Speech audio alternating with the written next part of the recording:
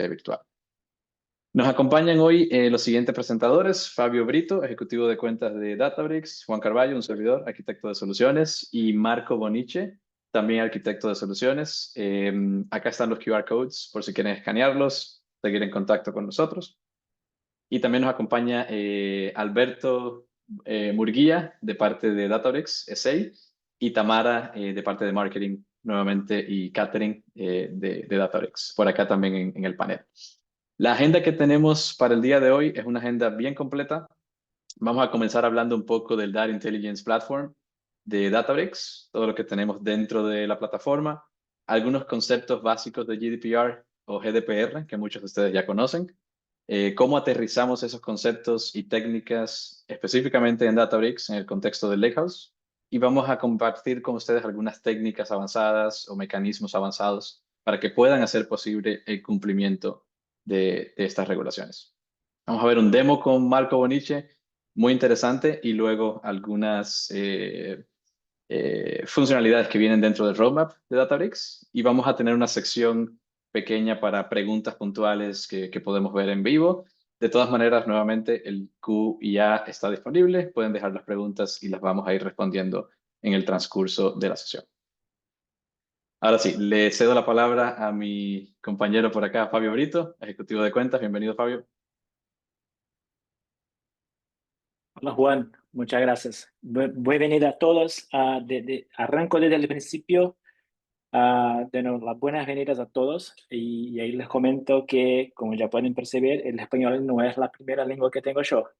Entonces, si yo hablo algo que no les parece bien, ya pido disculpas desde la salida. ¿Ya? Entonces, arrancamos desde ahí. Bueno, voy a pasar acá rápidamente una visión, una mirada más corporativa de Databricks. Yo creo que ahí casi todos conocen Databricks, pero más que nada es dar una visión de qué es la empresa que se fue fundada ahí en 2013, ¿no? Por los creadores de Apache Spark, que es una tecnología que yo creo que casi todos acá que están en la llamada lo conocen.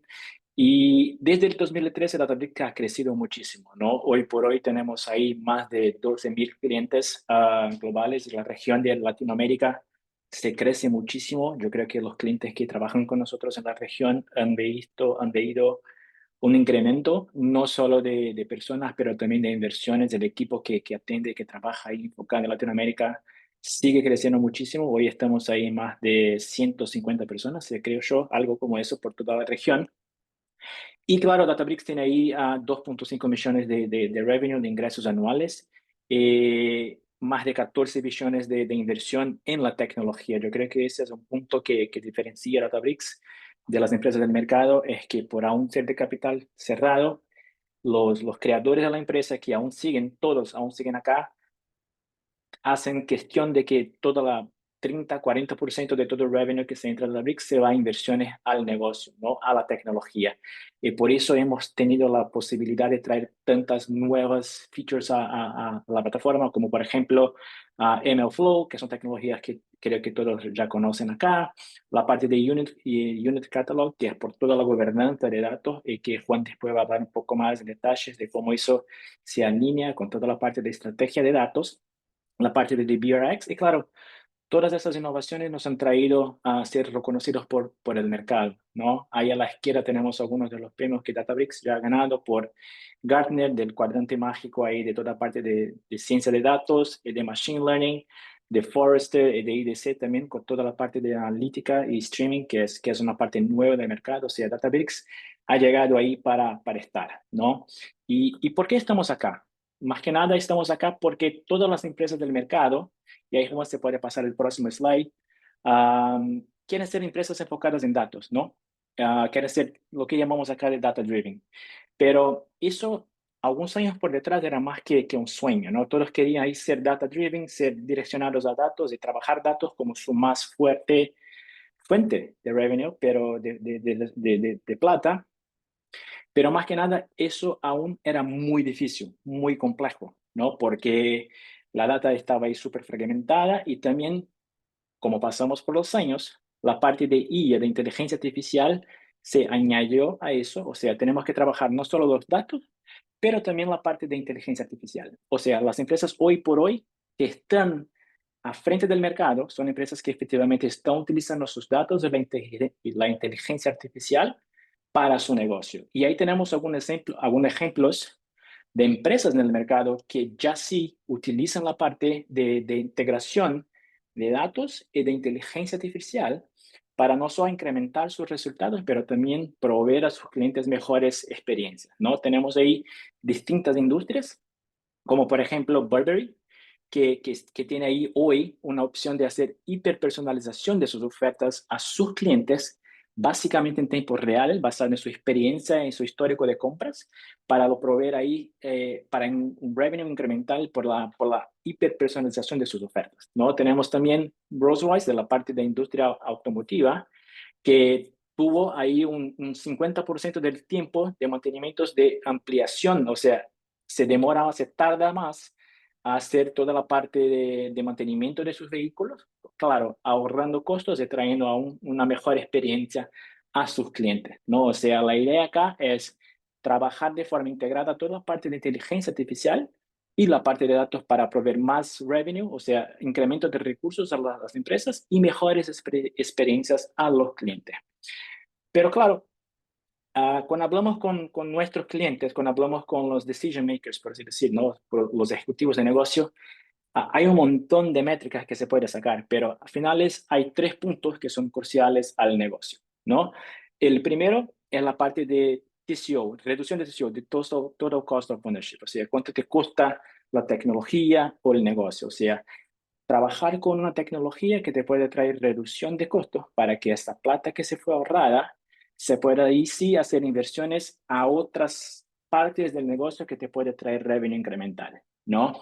Pero eso también tiene que caminar a la misma hora con la parte de alta calidad de los datos que tiene que estar disponibles para ser utilizadas, pero estos datos tienen que estar disponibles de una forma que sea segura y que se puedan ser consumibles por las áreas de negocio, que cada vez más están ahí presentes y trabajando cada vez más cerca de las áreas de datos para garantizar que sí se puede utilizar la data de una forma inteligente y productiva al negocio.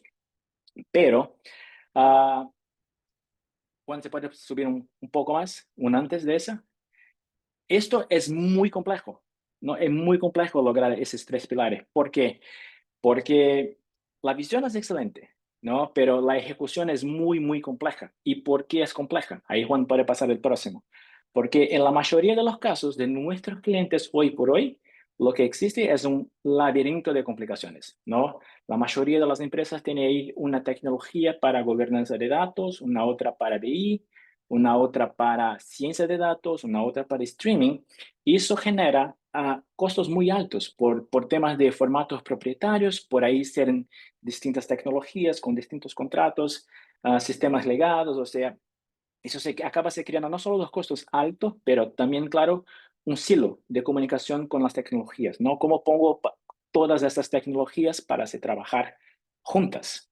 Y es un poco peor de lo que lo parece. Puede pasar el próximo, Juan, que es además de los hilos de datos, ¿no? Que se generan y con los costos, con formatos propietarios, que representan ahí como que un 30% de los costos de infraestructura de datos, hay un otro costo que no se ve acá, que es para cada una de esas tecnologías propietarias, en general, los clientes tienen personas calificadas y certificadas en cada una de estas tecnologías. Ahí se crea una dependencia no solo de la tecnología propietaria en sí, pero también una dependencia de las personas, que claro, ahí son mucho más caras porque se paga por cada una por cada especialización de cada una de estas tecnologías, ¿no?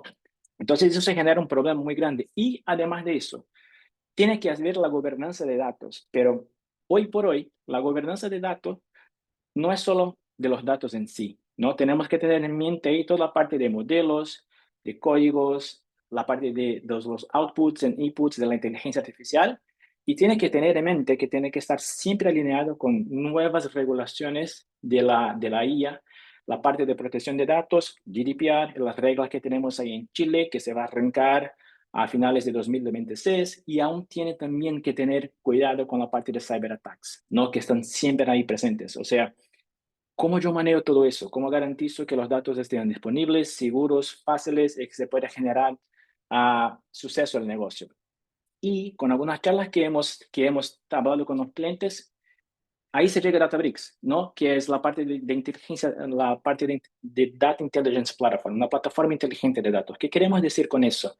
Más que nada es proveer a nuestros clientes una plataforma unificada, un lakehouse, ¿no? Donde se puede tener los datos unificados, no importa el formato, que esté ahí toda la parte de gobernanza de datos, la parte del lineage, pero que también se pueda tener toda la parte de inteligencia artificial junto con eso, ¿no? O sea, pasamos ahí por la parte de fundación, que es el lakehouse, donde a nosotros no importa cuál es el formato del dato, ¿no? Puede estar en Delta, puede estar en Iceberg, puede estar en Parquet.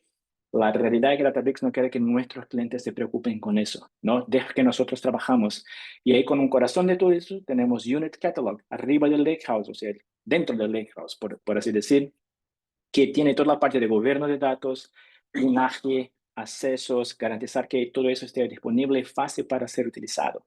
Y ahí arriba de eso, claro, tenemos los 4 pilares que dan la fundación de poner el end-to-end, o sea, fondo a fondo de la estrategia de Databricks, ¿no? Tenemos a la izquierda la parte de Mosaic AI, ¿no? La parte de inteligencia artificial, que se puede proveer el end-to-end de la IA generativa como también la IA clásica, ¿ya? Tenemos ahí la parte de SQL de Databricks que te puede proveer uno de los más, uno de las mejores performances de Data Warehouse en el mercado. Tenemos ahí un montón de benchmarks para compartir con ustedes. Y claro, el desafío de traer toda esa data de distintas fuentes de negocio hacia Databricks, ahí ya tenemos toda la parte de DLT y tenemos también la parte de Lakeflow, que son conectores de Databricks que se conectan a datos de otras fuentes como SAP, como Salesforce, como SQL Service, que son conectores nativos de Databricks para traer esa data de una forma mucho más fácil y rápida, ¿ya? Y claro, ¿cómo incrementamos eso con las áreas de negocio? Con toda la parte de IA y BI con inteligencia artificial por detrás de eso, que es Gemini, que es Jenny, por ejemplo, que es la parte de inteligencia artificial de Databricks, que está por detrás para ayudar a las áreas de negocio a accesar los datos y empezar a trabajar de una forma más inteligente, ¿no? O sea, la idea de Databricks es proveer a todos nuestros clientes una plataforma única, donde se puede ir desde el principio del data warehousing hasta la producción de modelos de machine learning e inteligencia artificial al mercado. ¿Ya? Y ahí con eso paso a Juan,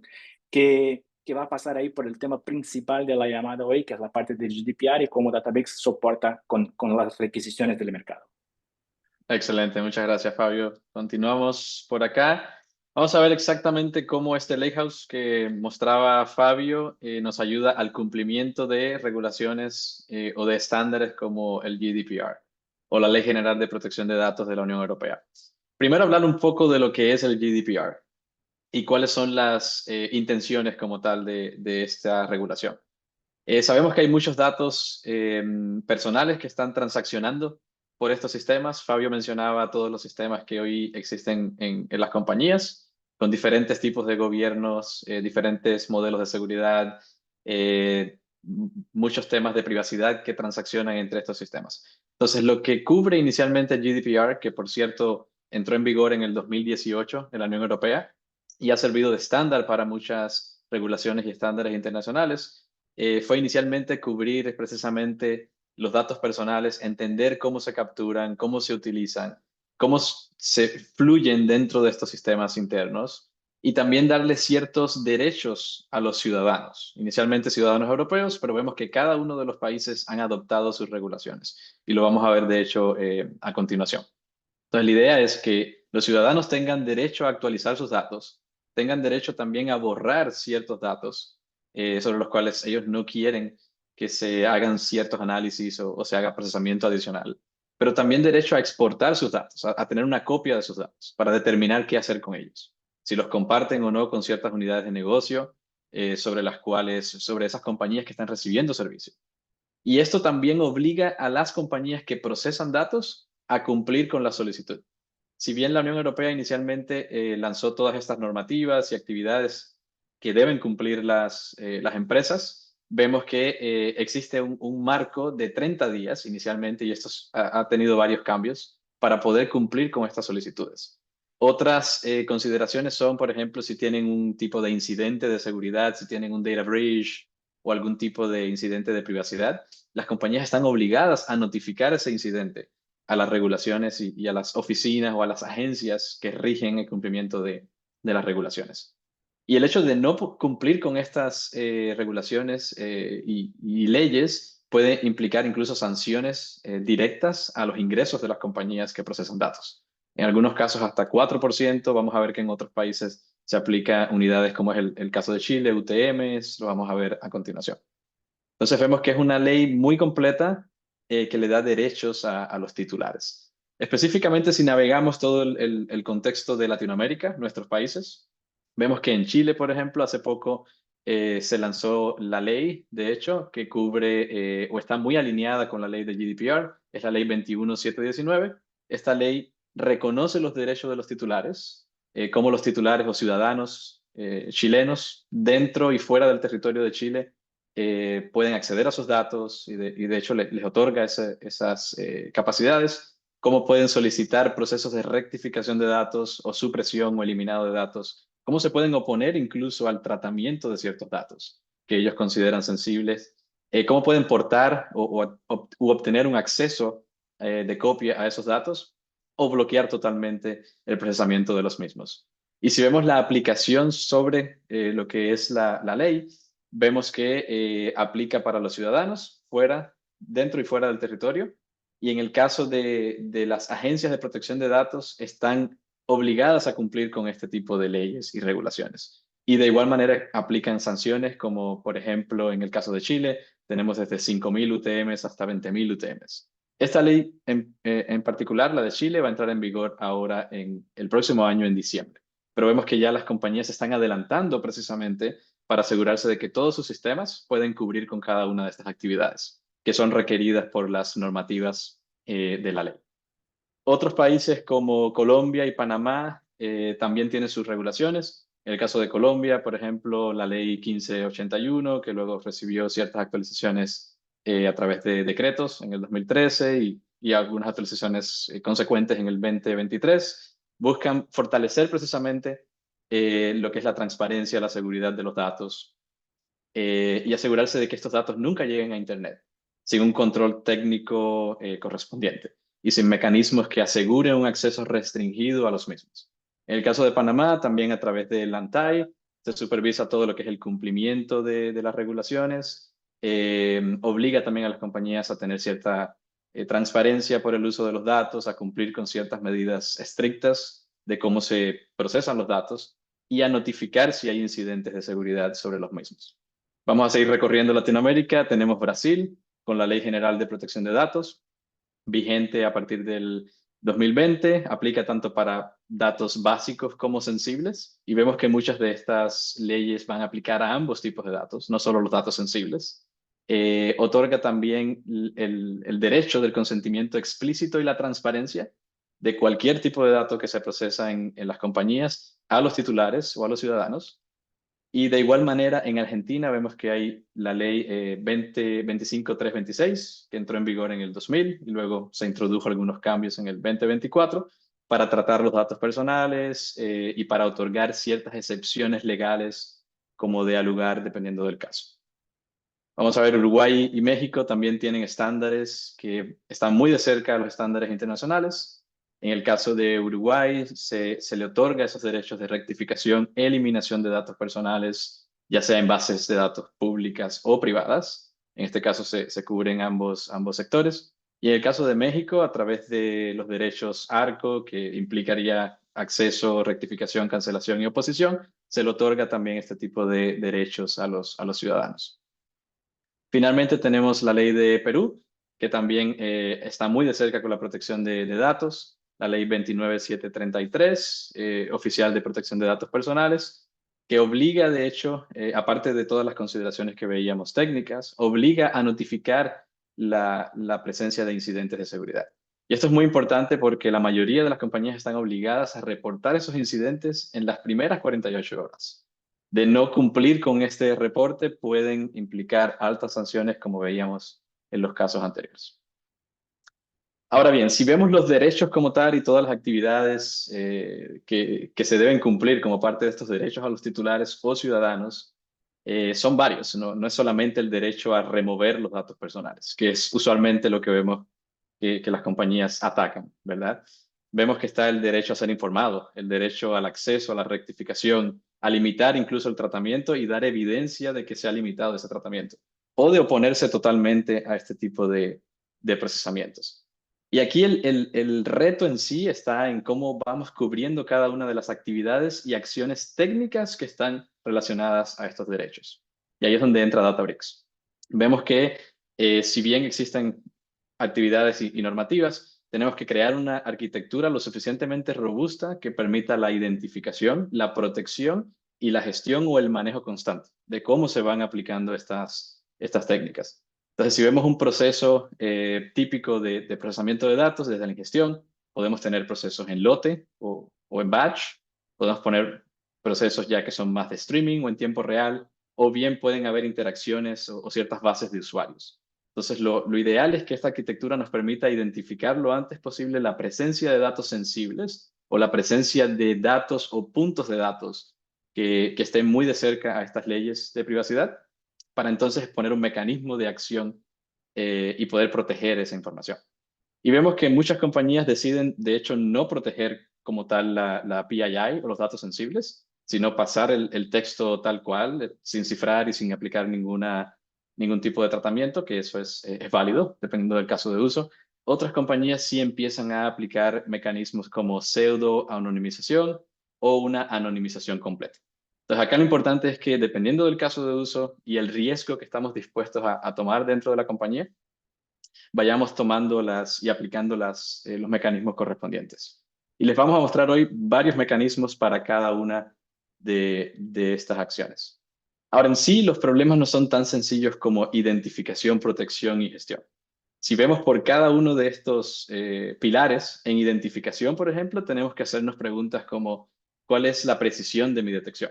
¿Ya? ¿Y qué tan robusta es mi detección?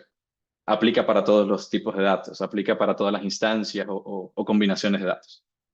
¿Cómo me aseguro de que realmente he identificado todas las posibles combinaciones que existen en mi gestión? De igual manera con la parte de la protección. Anonimizo, dejo pasar el dato sin cifrar, aplico algo intermedio, combino varias técnicas. Entonces tenemos que hacernos estas preguntas e ir seleccionando las actividades correspondientes. Lo otro, finalmente, ¿cómo logro encontrar y cómo logro conectar con esos datos que han sido cifrados, con esos datos que han sido anonimizados? ¿Y cómo le doy acceso a todas las compañías o unidades de negocios internas que necesitan conectar con el valor real del dato, ¿ya? Que necesitan poder utilizar esta información para escenarios de segmentación o para escenarios incluso de otros modelos predictivos, etcétera, sin afectar lo que es la productividad del negocio. Entonces, todas estas consideraciones tenemos que tenerlas en cuenta. La complejidad también varía. Por ejemplo, vemos que lo que es la identificación es altamente complejo porque involucra muchos procesos iniciales que tenemos que incorporar en los ETLs, en toda la parte de ingestión y transformación inicial. La protección también tiene su complejidad, quizás un poco más baja en comparación a la identificación. Y la gestión, por supuesto, es algo que continuamente va a estar presente en toda la arquitectura y que tenemos que invertir bastantes recursos para asegurarnos de que sea lo más robusta posible. Luego, si pensamos en la implementación como tal, tenemos que considerar todos estos pilares de identificación, protección, gestión, pero también conectar con el derecho del titular que realmente queremos cubrir como parte de la solución. ¿Ya? Entonces, en ese sentido, si queremos, por ejemplo, cubrir la parte de consentimiento o darle el derecho de borrar ciertos atributos, tenemos siempre que conectar el proceso con ese derecho y asegurarnos de que estamos realmente monitoreando en tiempo real toda la solución. De igual manera, la repercusión que esto implica si no cubrimos ciertos derechos y si no cubrimos ciertas normativas que están presentes en la regulación de nuestro país. Entonces es importante que siempre tengamos y nos adelantemos, de hecho, a cada una de estas obligaciones, porque de hecho son obligaciones. La arquitectura dentro de nuestro Lakehouse, y esto es importante mencionarlo, porque por diseño ya el Delta Lake, que es el formato que utilizamos en el Lakehouse, permite la aplicación de muchas de estas actividades o acciones. Si vemos lo que es un diseño del Delta Lake, desde el medallón de bronce hasta plata, hasta oro, ya estamos capturando ciertos datos iniciales o ciertos datos originales y estamos haciendo limpieza, permitiendo esa limpieza entre las diferentes capas. Y esto les da a ustedes una mejor calidad del dato, pero también les permite desde una capa bronce, por ejemplo, que es la parte inicial, poder aplicar muchas de estas acciones de privacidad de datos y decidir cómo se van a procesar en capas subsecuentes. Y esa es un poco la idea, que dentro de la arquitectura podamos ir aplicando ciertos mecanismos y podamos cubrir la necesidad del caso de uso. En el Delta Lake lo que vemos, y esto en cada uno de nuestros clientes, que bien mencionaba Fabio que son más de 12.000 clientes que tenemos ya en nuestro Lakehouse, vemos que a medida que vamos transicionando hacia la derecha, o sea que vamos transicionando hacia plata y oro dentro de la capa de medallones, se va mejorando la calidad del dato. Y con ello tenemos también una trazabilidad directa. Vamos a ver por qué. Delta les permite hacer ese tipo de trazabilidad. Linaje de dependencias que existen entre tablas y eso también nos va a permitir entender dónde se procesa el dato, dónde se anonimiza, si se le hace un tratamiento, en qué parte de mi arquitectura estoy haciendo ese tipo de tratamientos. Y les da mayor visibilidad a cómo se va procesando el dato. Delta Lake también les permite a ustedes combinar ciertos procesos, ya veíamos los procesos de batch o lote, con procesos de streaming. Yo puedo tener ahora una sola arquitectura, que es la arquitectura del Lakehouse con formato Delta, para combinar estos tipos de procesos, para aplicar actualizaciones. Y es gracias a las capacidades ACID de Delta que simulan otros sistemas relacionales que veíamos tradicionales, que ustedes pueden hacer este tipo de cambio, inserciones, actualizaciones, eliminación, ciertos cambios estructurales dentro de la tabla y tener acceso a quién realmente efectuó el cambio, tener la trazabilidad, el linaje. Vemos que se integra directamente con Unity Catalog y eso es lo que hace posible este tipo de arquitecturas que están a prueba de GDPR y que permiten la aplicación de soluciones o regulaciones para GDPR. Veamos el escenario, por ejemplo, y qué tan rápido podemos llegar a Delta. Porque bueno, si Delta es la solución, ¿cómo pudiéramos convertir a Delta? Es tan sencillo como realizar una especie de create table. En este caso pueden ver que si bien ustedes tenían tablas con CSV, con formato CSV o Excel, en el caso de Delta sería create table using Delta, o bien create table, porque ya el statement de create table en Databricks es Delta por defecto y les permite comenzar con un formato que luego les va a ajustar cada uno de estos cambios que necesiten. Entonces, en el paso número 1 sería llegar a Delta. Una vez que ya estamos en Delta, por definición, ya estamos en cumplimiento de muchas de estas regulaciones. Y ya tenemos la capacidad técnica para aplicar esas acciones y esas actividades que van muy de cerca a la normativa.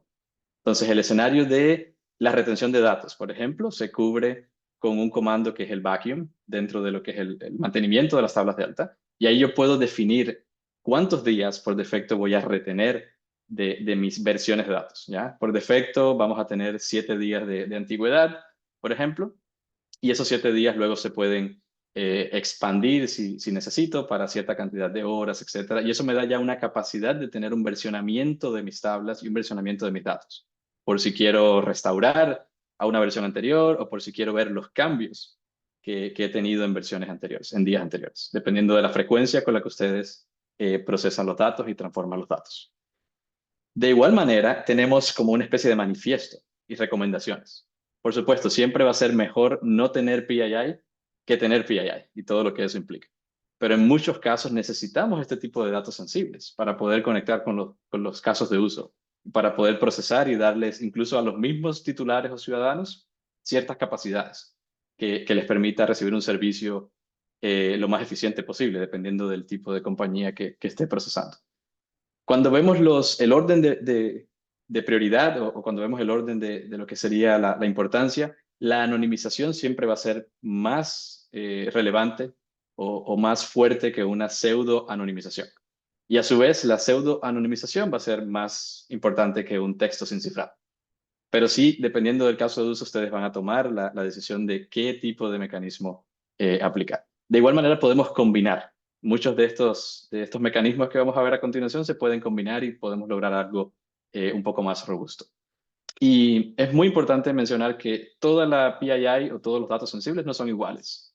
Tenemos diferentes tipos de patrones, diferentes tipos de datos, y lo ideal es que ustedes, dependiendo de ese tipo de datos, de esas características o valores que están realmente trayendo al Lakehouse, tomen la decisión correcta de qué acción aplicar. ¿Ya? Entonces veamos un poco el orden de los procesos en la toma de decisiones. Inicialmente podemos decidir eliminar el dato, pero perdemos todo el valor que viene de ese data point o de ese dato que estamos capturando. Podemos tomar la decisión de anonimizar, pseudo anonimizar o finalmente dejarlo en texto claro, que muchas compañías deciden pasar el texto tal cual con todos los riesgos e implicaciones que eso trae. Ahora veamos cómo llevar a cabo una estrategia directa y efectiva en lo que es la identificación. Y la identificación no es solo las capacidades técnicas que les va a traer Databricks a través del Lakehouse y a través del Data Intelligence Platform. Por supuesto, lo inicial, yo diría que lo más importante es tener las personas correctas y la política correcta. Entonces, esto implica una capacitación adecuada, que las personas que trabajen dentro de la compañía de ustedes sepan cuáles son las regulaciones que aplican, los estándares, las políticas, que esto esté definido y que se le dé el cumplimiento debido con la solución técnica y con los procesos que ustedes van a ir definiendo como parte de esta integración de personas, procesos y tecnología. En este sentido, el código abierto viene a ser un aliado que tenemos dentro de toda la arquitectura. Como bien mencionaba Fabio, nuestros orígenes están en el código abierto con Apache Spark, con Delta, con MLflow, con Unity Catalog. Casi todo lo que hacemos, o todo lo que hacemos es de código abierto. Y esto hace que también herramientas que ya existen y proyectos que ya existen fuera de la compañía y dentro de la arquitectura yo lo pueda traer y lo pueda integrar, precisamente para ir automatizando estos procesos. Luego tenemos también integraciones con nuestros partners o nuestros socios. Dentro del contexto de Databricks tenemos soluciones como Partner Connect, que nos permite llegar a esas soluciones externas y traerlas y complementarlas. Y ustedes también siempre tienen la opción de desarrollar la solución por ustedes mismos, ¿ya? Que sería expresiones regulares o ciertos procesos que ustedes pueden crear como parte del arsenal que tienen disponible dentro de la compañía. Sobre todo cuando tienen las personas y los equipos de desarrolladores que pueden hacer este desarrollo y ponerlo en práctica. Veamos un poco algunas de las soluciones de código abierto. Aquí salen compañías y proyectos como Presidio, DiscoverX, o bien ciertos transformers o modelos que están disponibles ahora en estos repositorios como Hugging Face. Y así también tenemos ventajas y desventajas. Dentro de las ventajas tenemos que no hay un costo de licencia. Pueden ser personalizados, pueden ser incluso extensibles a cualquier tipo de escenario que ustedes necesiten y pueden contribuir de igual manera a la comunidad por ser parte de estos proyectos. Los contras es que puede que tenga algún costo de mantenimiento o que tengan que invertir recursos de ustedes, ingenieros, básicamente, para poder llevar a cabo la implementación de estas soluciones. Pero bueno, siempre hay un trade-off, siempre hay un balance que tienen que tomar en cuenta. Esto se lo vamos a compartir después, pero tenemos de hecho soluciones open source que hemos ido colectando para mostrarles a ustedes cómo pueden comenzar, que no tengan que comenzar desde cero, sino comenzar a través de proyectos que ya existen. Uno de esos proyectos es precisamente la detección y el etiquetado de datos sensibles, integrado directamente con Unity Catalog. Esto es un proceso que está en GitHub, es un proyecto que está en GitHub, un job, que ustedes fácilmente pueden importar, pueden ejecutar y de esa manera detectan y clasifican. Es una de las soluciones que de hecho vamos a ver más adelante con Marco en el demo. Luego también tenemos soluciones que nuestros clientes han creado. Una de ellas es la solución creada por nuestro cliente SICK de Australia. Ellos crearon desde la detección de datos sensibles hasta la clasificación y de hecho el mecanismo de ofuscación como parte de la solución.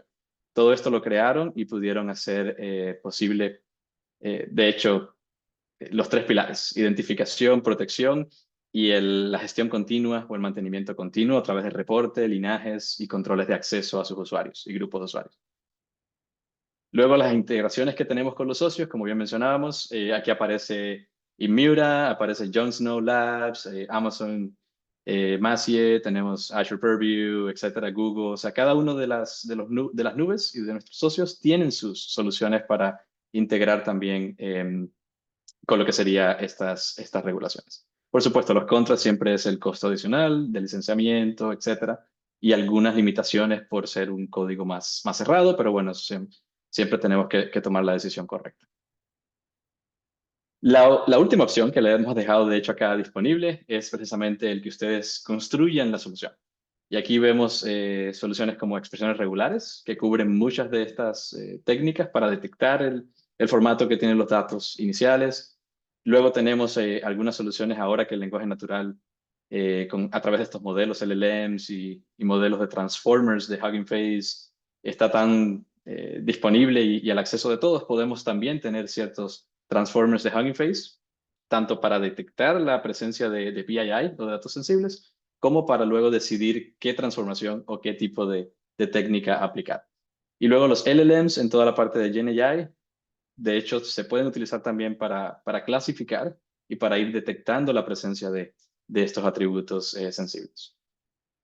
Acá tenemos otro escenario muy similar al que les mostraba anteriormente, donde detectamos la presencia de datos sensibles. Primero detectamos ciertos logs, ciertas integraciones o eventos dentro de la plataforma y a partir de esos eventos realizamos una detección en tiempo real de datos que vienen de landing, de staging. Podemos hacer una redacción de esos datos, podemos enmascararlos, podemos anonimizarlos y finalmente llegamos a disponibilizar datos que ya tienen un tratamiento antes de conectar con el caso de uso y antes de hacer un modelo relacional de datos o un modelo predictivo. Veamos el segundo pilar, que es la protección. Ya hablábamos un poco de la importancia de anonimización, pseudo y la parte del texto sin cifrar. Y la anonimización, de hecho, es la opción más barata, más fácil, y menos arriesgada. O sea, realmente no implica mucho. Dentro de la anonimización podemos aplicar técnicas como enmascaramiento, podemos aplicar algunos rejects para reemplazar ciertos caracteres por otros, podemos incluso concatenar caracteres y ahí tendríamos ya una solución. Como ven en pantalla a la izquierda, tengo mis datos sensibles en texto claro, ¿verdad? Sin cifrar. Y a la derecha ya tengo algunas reglas que he ido aplicando a través de estas técnicas de anonimización. Entonces, esto es una manera muy fácil de comenzar, ya sea en el select, o sea, en una selección dinámica de las consultas, o si ustedes lo quieren aplicar como parte de un job y lo quieren persistir de esa manera anonimizada para la exploración subsecuente o el uso subsecuente de esos datos. Otra opción que de hecho es la que vamos a ver en el demo es la detección y anonimización de PII. Y aquí vemos de todo un poco. Vamos a tener inicialmente la ingesta de datos, datos sintéticos que vamos a ver durante el demo. Luego la detección de datos sensibles, que son básicamente ingeridos por estos datos sintéticos y detectados con Presidio y DiscoverX. Vamos a tener entonces una etiqueta en las columnas que son de hecho sensibles y esto hay una integración muy directa con Unity Carlog para lograr primero la clasificación como tal dentro del catálogo y luego el hecho de yo poder hacer un discovery o encontrar esas columnas. Y finalmente vamos a ver el tratamiento que es la anonimización o en el caso de ciertas etiquetas, el enmascaramiento o el cifrado. Entonces es un caso de uso muy completo que les hemos preparado para hoy y que vamos a ver, de hecho, en el demo. Otras funciones nativas que también están disponibles en Databricks son las funciones de cifrado, que esto se puede incluso acceder desde SQL, desde cualquier ambiente o Python, tanto para encriptar como para desencriptar. Y aquí tenemos compatibilidad con diferentes tipos de algoritmos, con diferentes tipos de configuración, ya sea para la llave, para el padding o el modo de encriptación, que también les da a ustedes esa flexibilidad de comenzar hoy con una especie de encriptación o cifrado que sea fácil de aplicar. El hashing es otra de las técnicas. Algunas de estas técnicas son incluso irreversibles. Entonces tenemos que tomar en cuenta, tenemos que decidir si el hashing es una buena opción porque sabemos que no se puede revertir en el caso de que necesitemos acceder al valor real, sino que ambas fuentes tendrían que aplicar el mismo mecanismo de hashing y luego a través de un join podemos dar con el contexto de los datos y hacer ese tipo de joins. Pero está disponible de igual manera. Y el masking ya lo veíamos un poco en el otro ejemplo, pero es lo más sencillo de aplicar, sobre todo para números de teléfono, para correo electrónico y para otros datos que tienen un formato específico, donde sería muy fácil aplicar estas máscaras o este tratamiento de enmascaramiento.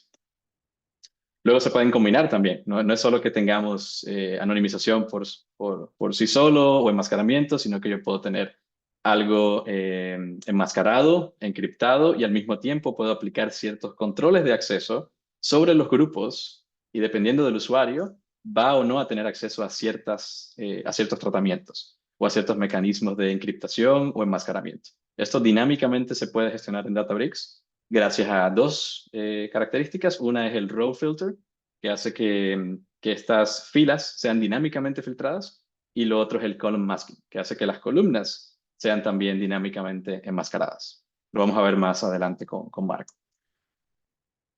Y ahí está, de hecho, el enmascaramiento, filtrado de filas y enmascaramiento de columnas, precisamente para cubrir estos escenarios. En estos casos vemos que si el usuario, por ejemplo, es miembro de este grupo de PII Viewers, tiene acceso a los datos. De lo contrario, va a haber un valor redacted. Y la idea es que el usuario, en este caso, no tiene acceso a ese grupo, va a haber valores de teléfonos como redacted, lo que hace que sea una solución válida de anonimización, en este caso, o enmascaramiento dinámico. Más detalles al respecto lo vamos a ver a continuación. Y finalmente, en la gestión, importante mencionar que todo lo que ustedes van aplicando se queda registrado en el contexto de Unity Carlo, que es nuestra solución de gobernanza, seguridad, privacidad. Y en ese sentido, aplica para cualquier activo de datos que ustedes estén trayendo a la plataforma o estén generando dentro de la plataforma. Entonces, escenarios como tablas, ficheros, modelos, cuadernos, tableros, todo esto está integrado. Y el linaje, el descubrimiento, el control de acceso se puede gestionar por Databricks. Y estas etiquetas que ustedes van a ir creando como parte de las técnicas y los jobs se van a seguir gestionando dentro del contexto de Unity Carlo, que también es importante mencionar. Eso aplica tanto para propiedades de tablas como para comentarios en las columnas que ustedes van aplicando el tratamiento, como para etiquetas que ustedes van relacionando a esas columnas. Entonces vemos que es una solución muy, muy íntegra. Y aquí, por ejemplo, yo pudiera hacer un filtro de cuáles son mis datos que tienen la etiqueta PII Data o Sensitive o cualquier nombre que ustedes le atribuyan a estas etiquetas, y así puedo fácilmente encontrar mis datos y poder hacer una exploración para entender qué tengo dentro del contexto del Lakehouse. El linaje es algo que está dentro de Unity Catalog también, y me ayuda precisamente a poder conectar más con el tratamiento de los datos, entender dependencias entre las tablas, y vamos a ver también dentro del demo cómo funciona de integración directa con el job. Y ahora sí, sin más preámbulo, le paso la palabra a Marco Boniche, que nos va a acompañar con un demo en la plataforma. Listo, Juan, muchísimas gracias. ¿Ahí me escuchas? Sí, te escuchamos, Marco.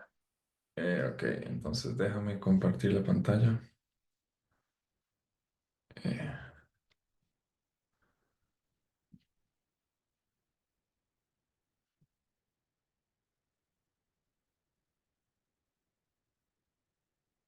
Ahí están viendo mi Databricks ahora. Sí, lo Ok, vemos. listo, Juan, muchas gracias. Bueno, entonces, muchas gracias, Juan, por toda la explicación que nos has dado. Ha sido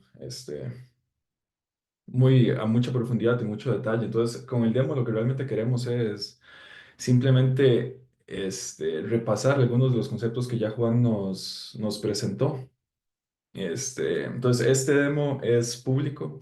Ustedes pueden, dentro de la presentación, van incluido el link del repositorio de Git. Es basado en nosotros llamamos Solution Accelerator, que son aceleradores preconstruidos con soluciones implementadas en la plataforma. Entonces, este se basa principalmente bueno, Juan lo mencionó, pero nada más para introducir el demo, aquí lo que vamos a hacer es del procesamiento de datos sensibles, la detección de datos, la detección automática de datos sensibles, que son parte de los principios que Juan habló. Entonces vamos a detectar los datos sensibles, luego vamos a tener algún tipo de estrategia de seguridad para anonimizarlos o definir algún tipo de reglas de acceso utilizando el acceso dinámico y luego aprovechar los grupos o las funcionalidades que nos permite Unity Catalog para poder administrarlos de forma correcta. Antes de ir directamente al código, quería hacer una referencia porque todo este tema de administración de datos, yo puedo escoger diferentes estrategias para cómo trato los datos de forma privada. Entonces, dependiendo de la estrategia que yo escoja, eso me va a tal vez simplificar el trabajo que tengo que hacer. La estrategia puede ir tan atrás como cómo organizo mis datos de forma física en mi Lakehouse. Entonces, en una de las recomendaciones, tal vez la más rigurosa, por decir algo, implicaría que yo tenga un workspace separado dedicado para los datos sensibles, a los cuales solamente tiene acceso un conjunto limitado de usuarios. Y luego en mis otros workspaces yo disponibilizo datos que ya anonimicé. Entonces con eso me aseguro que solamente un grupo limitado de usuarios va a tener acceso a los datos que son sensibles y luego conforme vaya construyendo las reglas o las diferentes formas de tratamiento de los datos, puedo permitir el acceso en otros ambientes, pero ya de forma segura. En el demo queremos de alguna forma replicar esto utilizando catálogos, entonces vamos a tener un catálogo principal que va a ser mi zona de landing, donde en teoría debería tener acceso nada más un grupo limitado de usuarios. Aquí van a llegar mis datos desanonimizados, toda la información tal cual. Y luego vamos a tener, entonces ese sería como el lugar centralizado. Luego vamos a tener dos otros catálogos, uno para desarrollo, donde voy a disponibilizar mis datos para poder hacer los desarrollos que necesite para poder construir las soluciones para anonimizar los datos o cualquier otra que se necesite. Y luego este catálogo de producción, que es donde ya voy a disponibilizar los datos para el consumo y aquí es donde voy a aprovechar las técnicas de enmascaramiento. Un poco, ¿qué es lo que está haciendo este acelerador? Y como decía, esto es público. Junto con el acelerador se menciona bueno, viene incluido este workflow y este workflow contiene bueno, básicamente tiene diferentes tareas y las diferentes tareas cada una resuelve alguno de los pasos que vimos en la presentación. Entonces, inicialmente comenzamos con la parte de la generación de datos. En este caso, para el demo, estamos aprovechando una librería de Python que se llama Faker para simular la generación de datos sintéticos.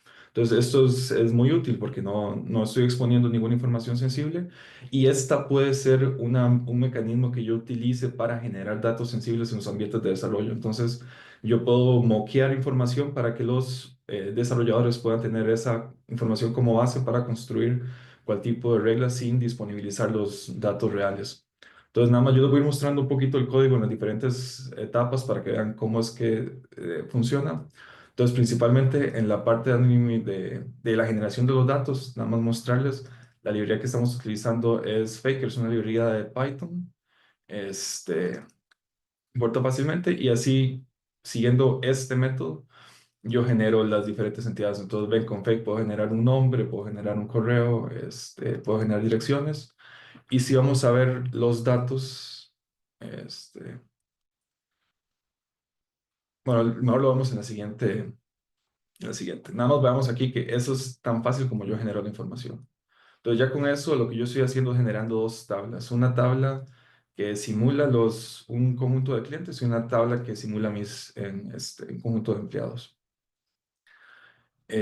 Siguiendo con el workflow, lo siguiente que yo voy a hacer es la parte de detección de información sensible. Entonces, este era uno de los primeros principios. Y aquí Juan lo mencionó brevemente, pero aquí yo voy a aprovechar dos librerías que son muy interesantes. Voy a aprovechar las librerías open source. Entonces, si vemos aquí cómo funciona la parte de detección automática, y nada más para mencionar, voy a utilizar la librería que se llama DiscoverX, y esto lo menciono principalmente porque si en la llamada hay alguna persona que funcione como administrador de la plataforma, esta librería le puede ayudar muchísimo a simplificar el trabajo. DiscoverX es una librería aparte de una, quiero decir, comunidad que se llama Databricks Labs, que genera proyectos que me ayuden a algún trabajo que quiera hacer en la plataforma. En específico, DiscoverX me ayuda con administración, entonces yo voy a aprovechar DiscoverX para descubrir un conjunto de tablas sobre las cuales quiero revisar si existe algún tipo de data sensible.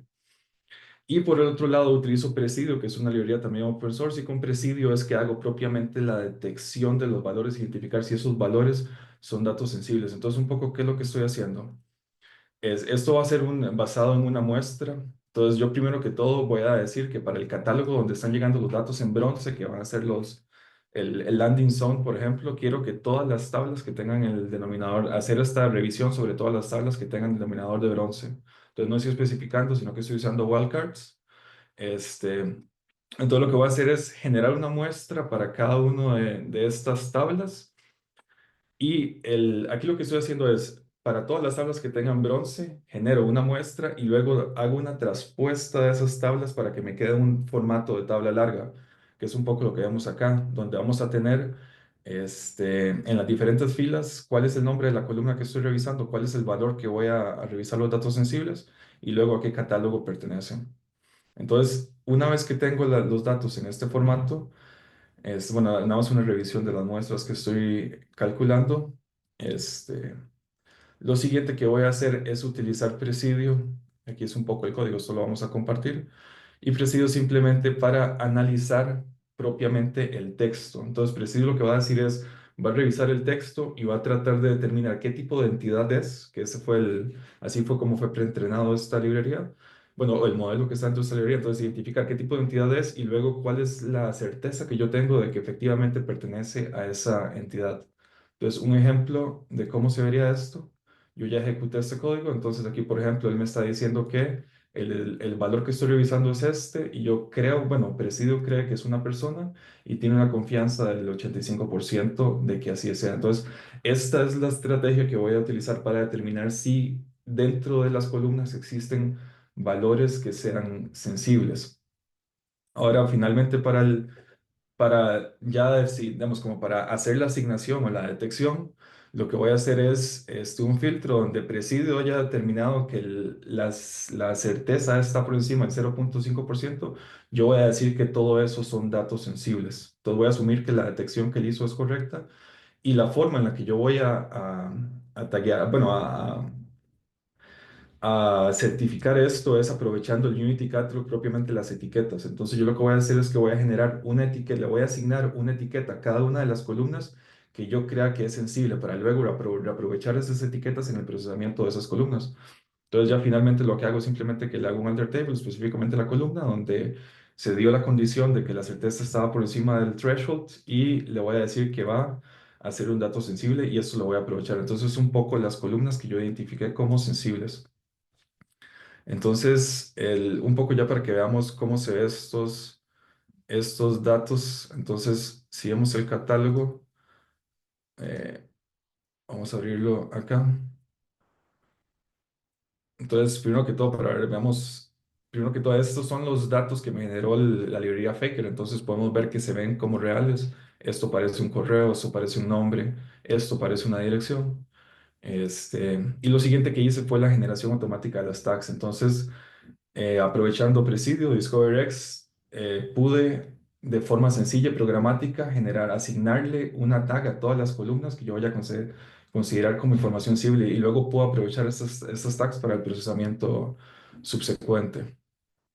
Entonces, volviendo un poco al workflow, ya pasé por esta detección automática utilizando librerías open source. Las siguientes dos tareas que voy a hacer es, uno, un encriptamiento de los datos. Aquí no voy a entrar en mucho detalle porque esto es simplemente, en vez de generar datos sintéticos para desarrollo, lo que voy a hacer es aprovechar los mismos datos, pero todos los voy a cifrar y voy a dejarlos guardados cifrados en desarrollo para simplemente, como es un ambiente de desarrollo, los valores reales no se necesitan, tal vez solamente se necesita por identificar cuando son valores únicos. Entonces aprovecho las librerías de Lighthouse para esto. Eh, un segundo que... ok. Entonces nada más mostrando rápidamente el código de esto. Simplemente estoy encriptando las diferentes columnas que son con datos sensibles en el ambiente de desarrollo. Tal vez la otra parte que me parece un poco más interesante es esta, que es ya hice la detección de las columnas que en sí tienen datos que yo puedo fácilmente identificar como sensibles, pero ¿qué pasa si yo tengo una columna de texto libre y dentro de esta columna los usuarios pueden poner cualquier cosa? Existe la posibilidad de que un usuario digite tal vez su nombre o digite su correo o digite cualquier otra información. Entonces yo también tengo la posibilidad de filtrar ese tipo de información. Entonces, un poco el ejemplo, vamos a ver acá donde aquí lo que yo estoy haciendo es, bueno, primero que todo, identifico cuál es la columna que tengo con el texto libre. Y luego igual, bueno, antes en el código aquí arriba defino una función de anonimización, que es esta función que va a revisar el texto, igual utilizando Presidio, va a revisar todos los caracteres, y cuando dentro del texto libre se encuentre entidades que voy a tener que reemplazar, simplemente las voy a reemplazar y voy a sobreescribir ese string. Entonces aquí lo que estoy haciendo es simplemente modificando las columnas y para mostrarles un poco cómo se ve esto, vamos a ir otra vez Hasta el ambiente de demo if, see for customers, aplicar Explorer. Nada más para que quede un poco más claro. Entonces aquí vamos a ir a la última columna, que es la columna de este, esta columna. Entonces un poco para que vean, bueno, tal vez compararlo con cómo se ven. Entonces si yo lo veo en los datos originales, yo tenía texto libre, donde aquí puedo tener correos, puedo tener IPs. Entonces la premisa de esto es, hago un barrido sobre todo el texto, identifico entidades que puedan ser sensibles y luego simplemente las reemplazo. Entonces, si voy otra vez a Customers, aquí ahora en vez de ver las diferentes entidades, lo que voy a ver es un enmascaramiento. Entonces, también puedo hacer esto, como modificar propiamente los datos para cómo van a ser almacenados en las capas subsecuentes. Y la última parte del demo es, ya tengo mis datos bien identificados, ya tengo las tags, entonces ahora sí quiero definir las políticas de acceso dinámicas. Entonces, son cómo defino diferentes niveles de acceso dependiendo de los usuarios. Entonces, para esto lo que hacemos es, vamos a ir directamente al código. Aquí lo que vamos a hacer es simplemente definir una función de enmascaramiento. Esto lo hacemos en SQL. Aquí, ¿qué es lo que yo voy a hacer? Y Juan mencionó esto hace poco. Para las columnas que voy a enmascarar, solamente van a poder ver la columna los usuarios que sean parte de un grupo con privilegios. El resto de los usuarios lo que van a ver es la columna hasheada. Entonces simplemente aplico esta regla sobre todas las columnas que tengan el tag, les aplico la máscara y luego esto se vería algo como esto. Entonces aquí yo ya ejecuté estas dos columnas. En una primera instancia yo mismo me ingresé, no, me agregué al grupo con privilegios, entonces puedo ver todos los datos. Esa columna yo la había cifrado desde antes para que ya estuviera escrita como tal, entonces eso no es parte del filtrado dinámico, son solamente las columnas. Entonces yo aquí puedo ver todo y aquí lo que hice fue que me removí del grupo y volví a ejecutar la columna. Entonces aquí como podemos ver para el nombre y el email lo que estamos viendo es simplemente el hash. Ya no podemos ver la información. Entonces así de fácil es simplemente integrar una función y comenzar a generar reglas para filtrar de forma dinámica los datos. Y aquí tal vez el último punto que les quiero mostrar, porque ya aquí pasamos por todo el ciclo del workflow, ya tenemos las reglas para gestionar de forma correcta los datos. Entonces lo que nos falta tal vez es entender un poco dentro de las capacidades de la plataforma, que además de todo esto yo voy a poder tener las capacidades de linaje para fácilmente entender cuál es el recorrido. En este caso, el grafo es pequeño, pero imaginemos un proceso mucho más grande. Yo voy a poder tener una claridad completa o certeza completa de cómo se va a movilizar un dato sensible a través de la plataforma en las diferentes tablas. Este, y con eso, Juan, yo creo que podemos volver a la... Excelente. Muchísimas gracias, Marco. Vamos acá a compartir nuevamente la pantalla y con esto finalizamos. Bueno, como pudieron ver, es fácil integrar procesos de open source o de código abierto en Databricks para la detección y aplicación de ciertos mecanismos.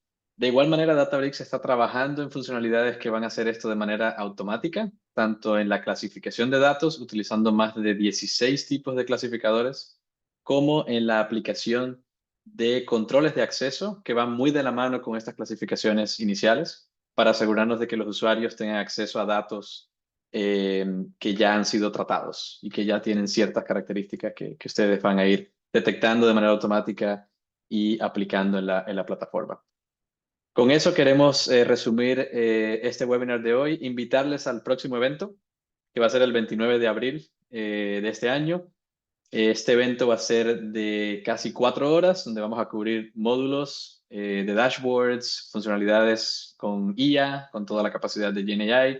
Vamos a cubrir también lo que mencionábamos anteriormente de AI BI con Genie. Aquí lo pueden escanear, de igual manera van a tener el link en la presentación. Y también invitarles nuevamente a la comunidad de datos de Databricks en español, que está disponible en LinkedIn. Y tenemos un próximo webinar después de todos estos recursos que les vamos a compartir. Tenemos un próximo webinar que va a ser el 21 de mayo, enfocado en todo lo que es la generación y creación de aplicaciones frontend con Lakehouse Apps. Ahí vamos a cubrir la creación de estas aplicaciones que son inteligentes, que permiten incluso poder conectar con estos datos de manera nativa en Databricks. Agradecerles nuevamente por su tiempo el día de hoy y hasta una próxima entrega. Muchas gracias a Muchas todos. gracias y hasta luego.